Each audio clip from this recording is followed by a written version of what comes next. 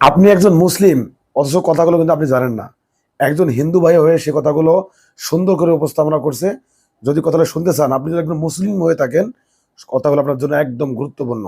অবশ্যই শেয়ার করেন ভিডিওটা এবং ফুল ভিডিওটা দেখতে থাকবেন কিন্তু। না ভেবেচিন্তে সুদের টাকায় সাম্রাজ্য করছেন আজকের ভিডিও তাদের জন্য। সুদ অর্থাৎ ইন্টারেস্ট, যার আরবি শব্দ রেবা। ইসলাম ধর্মের পবিত্র ধর্মগ্রন্থ কোরআনে সূরা আল বাকারার 275 থেকে 279 নম্বর আয়াতে স্পষ্ট বলে যে বা যারা সুদ খায় তারা অন্যায় করে এবং আল্লাহ ও তার রাসূলের বিরুদ্ধে যুদ্ধের মতো গুরুতর অপরাধ করে। এবং কোরআনে সূরা আল ইমরানের 130 নম্বর আয়াতে স্পষ্ট বলে, হে মুমিনগণ, তোমরা সুদ খেও না ক্রমবর্ধিত ভাবে, আল্লাহকে ভয় করো যাতে তোমরা সফল কাম হতে পারো। অর্থাৎ এখান থেকে একদম স্পষ্ট ইসলাম ধর্ম অনুসারে সুদ খাওয়া জঘন্যতম পাপ, যা কোনো রকম ভাবে পারমিশন দেয় না। এবার আসি বাস্তবতা কি বলে। সুদ দেওয়া কোনো ধনী ব্যক্তি কাউকে সুদ দিলে সে আরো ধনী হয়ে যায়, আর কোনো গরিব ব্যক্তি সুদে টাকা নিলে সেই গরিব ব্যক্তি আরো গরিব হয়ে যায়। তাছাড়াও বিপদে থাকা মানুষকে সাহায্য করার বদলে তার কাছ থেকে লাভ নেওয়া নৈতিকভাবে প্রশ্নবিদ্ধ। চলুন আরেকটু সহজ করে বলি। ধরুন একজন গরিব কৃষক বিপদে পড়ে একজন ধনী ব্যক্তির কাছ থেকে 10,000 টাকা ধার নিল। ধনী ব্যক্তি শর্ত রাখলো বছরে 20% সুদ দিতে হবে, অর্থাৎ 1 বছর পর তাকে দিতে হবে 12,000 টাকা। কিন্তু সেই বছর প্রচুর বৃষ্টি হওয়ার কারণে কৃষকের সমস্ত ফসল নষ্ট হয়ে গেল, যার ফলে ওই বছর কৃষক সুদে আনা টাকাগুলো আর পরিশোধ করতে পারলো না। তখন সুদ আবার বাড়লো। 2 বছর পর ঋণ দাঁড়ালো প্রায় 14,400 টাকা, অথচ কৃষকের কাছে কোনো টাকা নেই। তখন তাকে হয়তো নিজের জমি বা গোয়ালের গরু বিক্রি করতে হবে বা আবারও নতুন ঋণ দিতে হবে। ঠিক এভাবেই সে ঋণের ফাঁদে আটকে যায়। একটা সময় পর হয়তো সে খারাপ পথ বেছে নেয়। আপনি জানলে অবাক হবেন, 2023 সালে দ্য টাইমস অফ ইন্ডিয়ার তথ্য অনুসারে শুধুমাত্র ঋণের কারণে প্রায় 10,784 জন কৃষক সুইসাইড করে নিয়েছে।